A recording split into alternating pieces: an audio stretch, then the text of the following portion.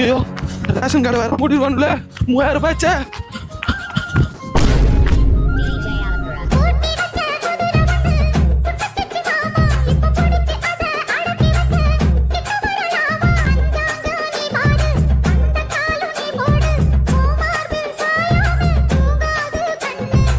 வாங்கடா பார்த்தா சிங்கா குட்டிங்களா, வாங்க வாங்க வாங்க.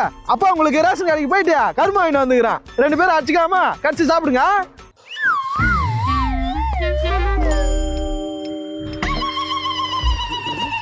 டேய் 3000 ரூபாய் காசு கேள்றா.